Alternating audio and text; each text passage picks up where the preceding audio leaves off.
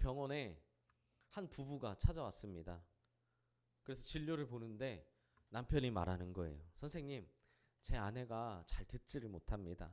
아무래도 귀에 문제가 생긴 것 같아요. 곧바로 청력 테스트를 했어요. 근데 특별한 문제를 발견하지는 못했습니다. 그래서 의사는 처음 그 문제가 나타났던, 그 문제를 찾았던 그 집으로, 자기 집으로 돌아가서 한번 먼저 직접 테스트를 해봐라. 그리고 나서 다시 병원에 찾아오라 라고 했어요. 그 테스트는 뭐였냐면 서로 거리를 두고 말을 해보라는 거였죠. 처음에 10m 정도 떨어진 상태에서 말을 해보고, 그래도 안 들린다 그러면 좀 더 가까이 가보고, 그래도 안 들린다 그럼 좀 더 가까이 가면서 들릴 때까지 말을 해보라는 거죠. 그래서 부부는 일단 집으로 돌아갔습니다. 그리고 식사 때가 돼서 아내가 부엌에서 식사 준비를 하는데 이렇게 야채를 썰고 있었어요. 테스트를 해봐야겠다 라고 생각한 남자는 10m 뒤에 딱 서서 아내를 불렀습니다. 여보, 오늘 저녁은 뭐야? 아무 대답이 없었어요. 그래서 몇 걸음 걸어서 5m까지 와서 다시 한번 물었습니다. 여보, 오늘 저녁이 뭐야? 아내는 계속 야채만 썰고 있었어요. 그래서 3m 정도까지 와서 다시 물었습니다. 안 들려? 저녁이 뭐냐니까? 끝까지 대답을 안 하는 아내를 보며 남편은 결국 그 뒤에까지 바짝 붙어가서 말했죠. 여보, 진짜 안 들려? 오늘 저녁 메뉴가 뭐냐고 내가 계속 물어봤어. 그러자 아내가 말했습니다. 여보, 육개장이라고 3번을 말했잖아요. 진짜 치료가 필요한 사람은 남편이었죠.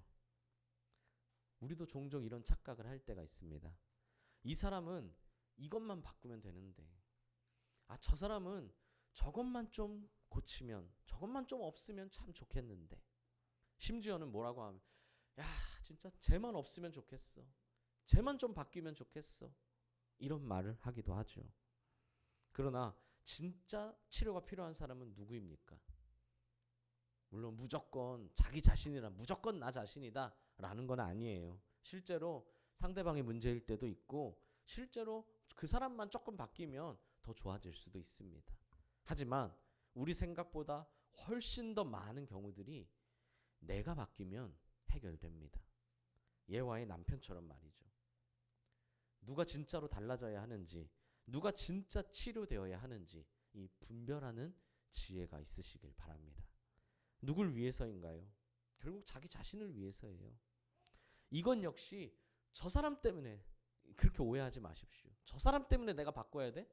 쟤 때문에 내가 변해야 돼? 내가 변하면요, 행복해지는 것도 나고 감사할 수 있는 것도 나입니다. 결국 내가 변하면 내가 행복해져요. 내 이득이에요. 제발 내가 변해서 혹시 저 사람이 이득 볼까봐, 내가 변해서 저 사람한테 좋아질까봐 막 전전긍긍 하지 마시길 바랍니다. 이걸 뭐라고 하나요? 한마디로 심보가 고약하다라고 하죠. 내가 변해서 저 사람 이득 볼까봐 나는 안 변할 거야. 사실 심보가 고약한 거예요. 그러지 마십시오. 그럼 결국 손해보는 것도 나 자신입니다. 옆 사람에게 말해주십시오. 나를 위해 내가 변화되겠습니다. 한 번 더요. 나를 위해 내가 치료되겠습니다. 이 변화와 치료의 은혜가 넘치시길 소망합니다. 오늘 본문을 보면 예수님께서 치료해 주시는 장면이 나와요. 총 3가지 장면이 나오는데요. 3가지 상황이 비슷한 것 같지만 자세히 보면 생각보다 좀 많은 차이점이 있습니다. 만남이 어떻게 이루어졌는지, 그리고 치료가 어떻게 이루어졌는지, 이런 것들을 좀 보시면 됩니다. 첫 번째 상황은 나병 환자가 치료받는 상황이죠. 한 나병 환자가 예수님을 찾아왔고 그동안 고칠 수 없었던 나병이 즉시 깨끗해졌습니다. 두 번째 상황은 백부장의 하인이 치료받는 상황입니다. 한 백부장이 예수님을 찾아왔고 백부장의 믿음으로 하인의 중풍병이 즉시 나았습니다. 세 번째 상황은 베드로의 장모와 여러 사람들이 치료받는 장면이죠. 예수님이 베드로의 집에 가셨고 거기서 만난 베드로 장모의 열병을 치료해 주셨습니다.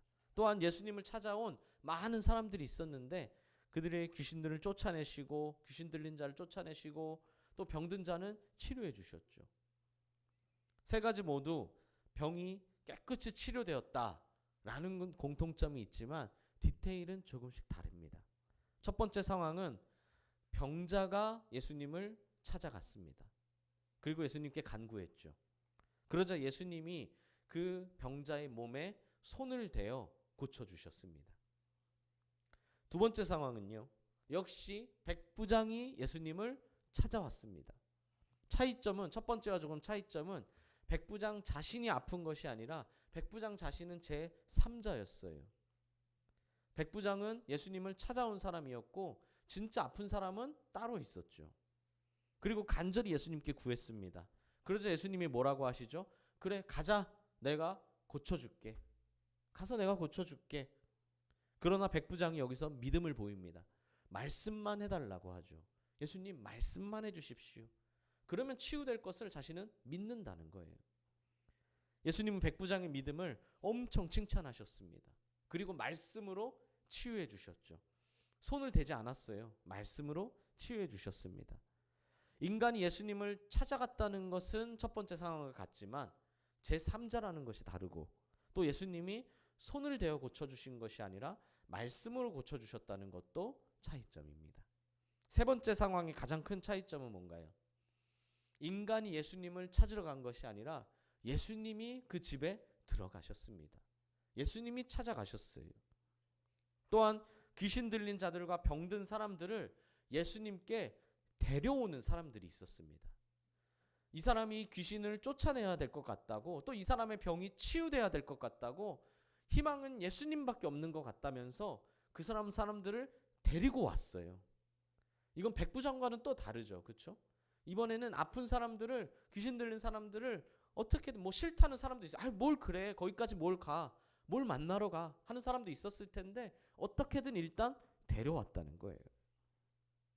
예수님은 어떻게 치료해 주셨습니까? 베드로의 장모는 손을 대어 치료해 주셨고요.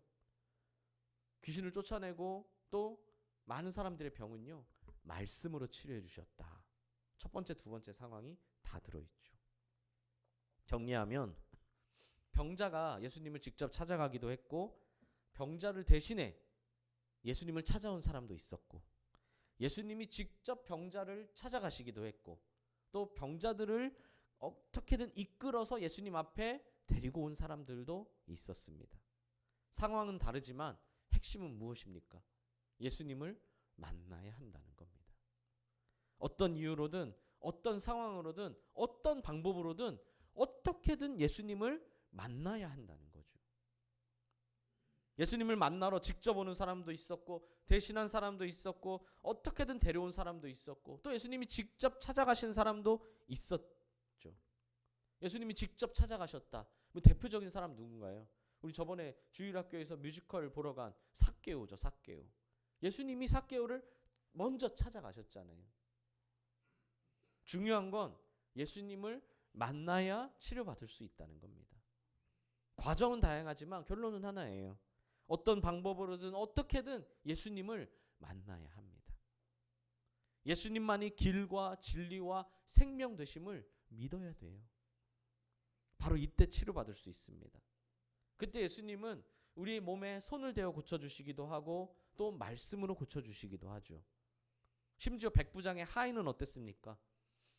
그 하인은요 예수님을 육체적으로 아예 만나지도 못했어요. 눈으로 보질 못했어요. 지금 하인은 다른 곳에 있거든요. 근데도 치료받았죠. 저번에도 한번 말씀드린 적 있지만 치료는요 때로는 제3자의 믿음을 통해서도 치료되는 경우도 나타나는. 어쨌든 핵심은 하나죠. 치료해 주시는 분은 예수님이다. 예수님이 치료해 주신다.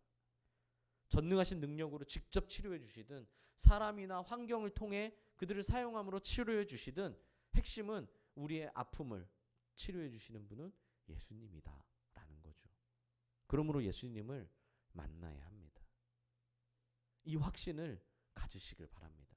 누구든 예수님을 만나야 돼요. 우린 지난 2주간 아픈 사람들을 위해 더 기도하는 시간을 보내자고 했습니다. 잘 기도하셨죠? 근데 우리의 문제가 뭡니까? 주일에 교회에서 등지고 돌아가는 순간 강하게 다짐했던 그 다짐들이 새하얀 백지장이 되기 쉽다는 거죠. 도화지도 그렇게 하얗지는 못해요. 근데 내 기억은 정말 그렇게 새하얗게 됩니다. 아픈 사람들을 위해 열심히 기도하겠다는 간절하고 강한 다짐을 했지만 돌아서면 금방 약해진다는 거예요. 누구를 탓하는 건 아닙니다. 심지어 어때요? 자기가 아파요. 자기가 아픈데도 자신을 위해 기도하는 것도 쉽지 않거든요. 자신을 위해 기도하는 것도 쉽지 않은데 다른 사람을 위해 기도하기 어렵다는 걸 어떻게 뭐라고 하겠습니까? 그렇다고 믿음이 없는 것도 아니거든요. 기도의 능력을 모르는 것도 아닙니다. 그런데 기도하는 게 생각보다 쉽지 않아요. 어찌 보면 엄청 믿음이 좋기 때문에 그럴지도 모릅니다. 나는 잠깐 기도해도, 짧게 기도해도, 그냥 마음속으로만 기도해도 하나님은 반드시 응답해 주실 거야 라는 이런 확신이 있기 때문일 수도 있겠죠. 지금 열심히 포장하고 있지 않습니까? 그러면 이럴 때 아멘을 하셔야죠. 그죠? 네. 물론 믿음이 너무 좋기 때문에 기도하지 않는 경우도 있겠지만 그래도 기도하셔야 합니다. 기도해야 치료받을 수 있고 기도해야 은혜 받을 수 있어요. 하나님은 우리가 기도하기를 원하십니다. 지금 예수님은 이 땅에 계시지 않습니다. 지금 예수님은 하나님 우편에 계세요. 하늘에 계십니다. 이게 무슨 뜻인지에 대해서는 예전에 다 설명했습니다. 지금 여기서 예수님을 만났다? 사실은 다 사기예요. 예수님은 만날 수가 없어요. 이 땅에서. 여러분. 예수님은 지금 하늘에 계신데요. 예수님은 영이 아니십니다. 하나님은 영이신데 예수님은 영이 아니세요.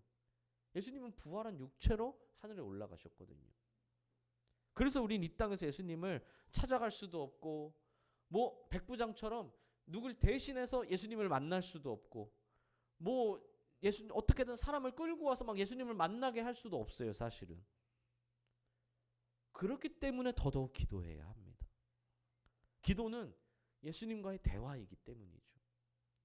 육체적으로 만날 수는 없지만 우리가 이 땅에 살아가는 동안은 절대로 육체적으로 만날 수는 없어요. 죽어야지만 만날 수 있습니다. 육체적으로. 그러나 기도를 통해서는 얼마든지 예수님 대화하고 만날 수 있다는 거죠. 마치 육체적으로 떨어진 연인이 어쩔 수 없이 직장이 흩어지는 바람에 한 사람은 부산에, 한 사람은 저기 포천에 이렇게 살게 됐는데 당장 만날 수 없으니까 어때요? 그러니까 더더욱 간절하게 연락하잖아요. 그죠? 육체적으로 그렇게 떨어져 있으면 정말 간절하게 서로 더 연락하는 거예요. 맨날 가까이 있고 맨날 붙어 있는 사람은 그 간절함을 잘 모르거든요. 근데 이렇게 간절하게 기도하는 자가 치료받을 수 있고 은혜도 풍성히 누릴 수 있다는 겁니다. 그러니 꼭 기도해야 합니다. 그렇다고 또 놓치지 말아야 할 것 중에 하나는요. 기도 후에 우리의 노력도 필요해요. 첫 번째 상황을 보십시오. 예수님은 나병 환자, 조금 더 쉽게 말하면 피부병이라고 할 수 있겠죠. 그 나병 환자의 몸을 완전히 깨끗하게 치료해 주셨습니다. 예수님이 손을 대어서 고쳐주시니까 이 하였던 피부가, 빨갰던 피부가 완전히 깨끗해졌어요. 순 백옥처럼 됐다는 거죠. 만질해졌어요. 이제 그는 더 이상 격리될 필요가 없었습니다. 오히려 안 아팠던 사람들보다 더 건강해졌어요. 왜냐하면 예수님이 치료해 주셨으니까요. 뭐 꼭 피부만 치료됐겠어요? 알게 모르게 아팠던 모든 것들도 다 치료된 거예요. 그러니 평소에 건강하다고 자부했던 사람들보다 훨씬 더 건강해졌죠. 그러나 예수님은 뭐라고 하십니까? 제사장에게 가서 너희 몸을 보여주고 모세가 명한 예물을 드려서 그들에게 입증하라 라고 합니다. 당시에 나병이 치유되면요, 치유됐다고 다시 집으로 돌아가는 게 아니라 격리되어 생활하다가 치유됐어도요, 먼저 제사장에게 확인을 받아야 됐습니다. 제사장이 확인을 받아요. 근데 확인을 받았다고 자 보세요, 깨끗해졌죠? 확인 받았다고 끝이 아니에요. 확인한 다음에 몸을 깨끗이 씻고 그 다음에 또 7일을 격리했습니다. 깨끗해졌다고 바로 가는 게 아니고요. 그렇게 7일이 지났는데도 깨끗하다 하면은 또 끝이 아니고요. 정해진 동물과 기름을 준비해서 제사를 드려야 합니다.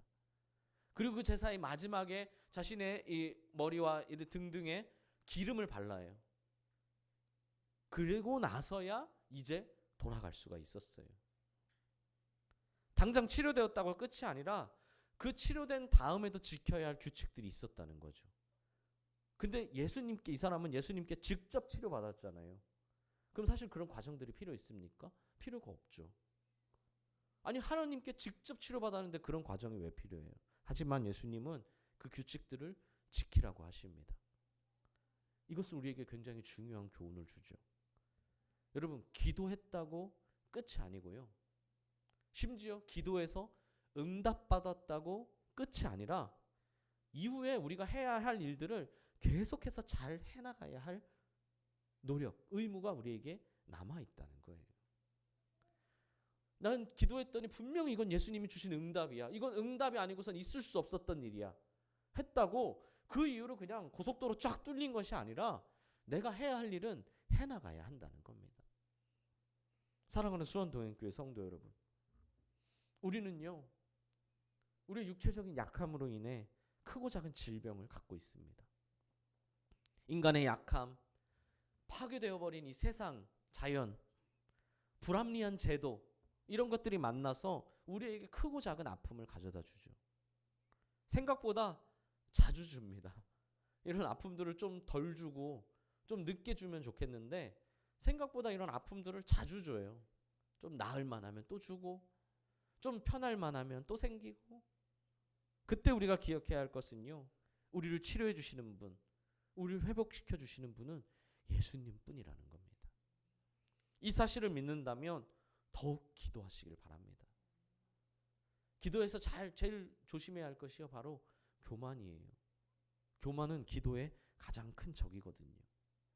교만한 사람은요, 기도할 필요성을 느끼질 못합니다. 그래서 교만이 참 무서워요. 교만은요, 자존심이라는 천한 형태로 우리에게 나타나기도 하지만 때로 교만은요, 자존감이라는 귀한 형태로 우리에게 나타나기도 합니다. 자존감은 좋은 건데요, 때로는 교만이 이 자존감이라는 것으로 포장해서 나타날 때도 있어요. 겸손한 사람은 갈수록 겸손해지지만 교만한 사람은요, 그래서 절대로 자신의 교만함을 스스로 알아챌 수가 없습니다. 혹시나 그렇게 알아채지 못하고 살다가 자신의 교만을 무너뜨리게 만드는 고난, 환난을 만났다? 그것은요, 엄청난 축복이라는 걸 알아야 합니다. 내 교만을 무너뜨리는 고난, 어려움, 환난, 아픔을 만났다? 그거는 고통이 아니고 사실은 진짜 큰 축복이라는 거예요. 그게 없었다면 평생 나는 내 교만을 모르거든요. 반복되지만 그래서 바위로 계란을 치는 인생이 아니라 계란이 돼서 바위를 치는 인생이 더 소중하고 좋은 겁니다.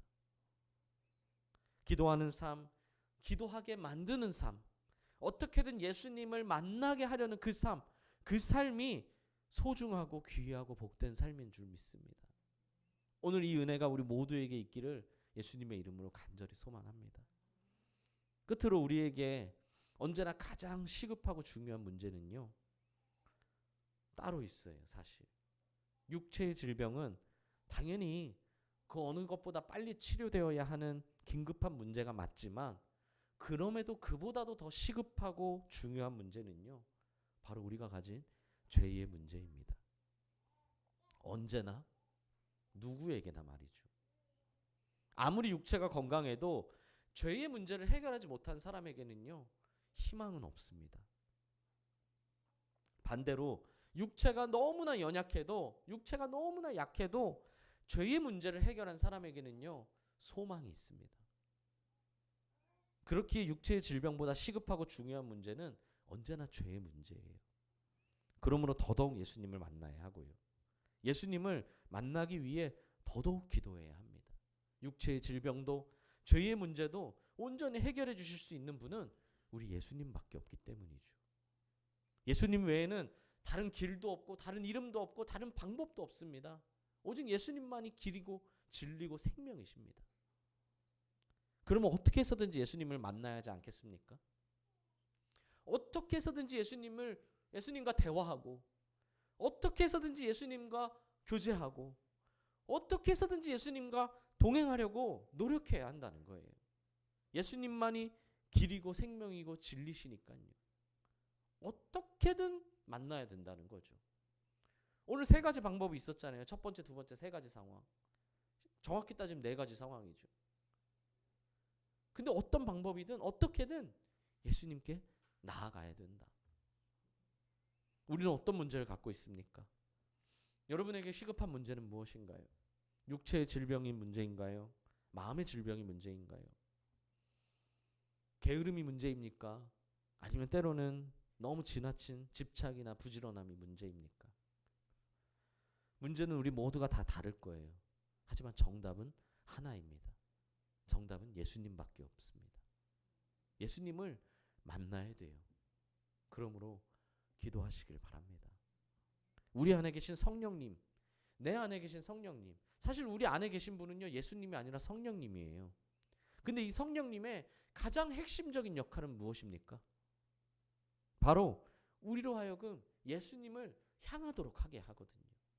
성령님은 스포트라이트와 같아요. 뭐 어제 BTS 공연했잖아요. 그죠? 그 밖에서도, 야외에서도 무대만 보이기 위해 다른 곳에 불은 다 끄고 무대 위에만 스포트라이트를 비춰주잖아요. 무대만 볼 수 있도록. 심지어 잠깐 정리하는 데는 어때요? 정리할 때는 스포트라이트를 꺼요. 잠깐 안 봐야 되면요. 그리고 다시 딱 봐야 될 때는 먼저 조명을 먼저 켜죠. 성령님은요, 우리로 하여금 그렇게 예수님만 바라보게, 예수님만 향하게 만들어주시는 분입니다. 예수님만 의지하게 해주세요. 예수님만이 우리의 소망이다. 예수님만이 우리의 해답이다. 예수님만이 우리의 전부 생명이 되신다. 라는 걸 알려주시는 분입니다. 이게 성령님의 역할이죠. 그렇다면 기도해야 합니다. 오늘 본문에서 백부장의 하인 예수님을 만났습니까? 못 만났습니까? 물론 육체적으로는 못 만났죠. 눈으로 직접 보지는 못했습니다. 그러나 만났다고 봐야 돼요. 왜요? 그러니까 치유받았죠. 우리도 마찬가지입니다. 꼭 눈으로 봐야지만 예수님을 보는 것은 아니라는 겁니다. 꼭 도마처럼 예수님의 손에 손가락을 넣어봐야만 예수님인 줄 아는 것은 아니라는 거예요. 우리는 예수님을 만났습니까? 못 만났습니까? 예수님을 만났었습니다 라고 대답하는 사람도 있을지도 모르겠어요. 5년 전, 10년 전, 혹은 심지어 20년 전에 만났던 예수님을 추억으로만 아직도 간직하고 계신 것은 아닙니까? 예수님을 지금 만나십시오. 예수님과 지금 동행하십시오. 한마디로 기도해야 합니다. 기도할 때 예수님을 만날 수 있고, 예수님을 만날 때 우리 육체의 문제도, 죄의 문제도 다 해결될 줄 믿습니다. 기도할 수 있는데 왜 걱정하십니까? 기도할 수 있는데 왜 염려하십니까? 이 오래된 찬양도 있잖아요. 그렇죠? 아니, 기도할 수 있는데 왜 걱정하냐는 거예요. 그 작사가는 어떻겠어요? 답답한 거죠. 답답한 마음에 그런 작사를 쓴 겁니다. 가사를요. 주변에 걱정하는 사람, 심지어는 걱정하는 자신을 보며 자기 자신도 답답한 거예요. 아니, 기도할 수 있는데 내가 왜 걱정하고 있지? 기도할 수 있는데 내가 왜 염려하고 있지? 우리가 왜 걱정하고 있지? 하면서 쓴 거예요. 뭐 아무튼 간단합니다. 결론은요. 기도하면 됩니다. 기도하십시오. 그때 치료의 은혜도, 우리에게 부어주시는 은혜도 우리가 충분히 누리게 될 줄 믿습니다. 이 믿음으로 기도하는, 이번 한 주 열심히 기도하는, 예수님을 만나는, 과거가 아니라 지금 예수님과 동행하는 우리 모두가 되시기를 간절히 소망합니다.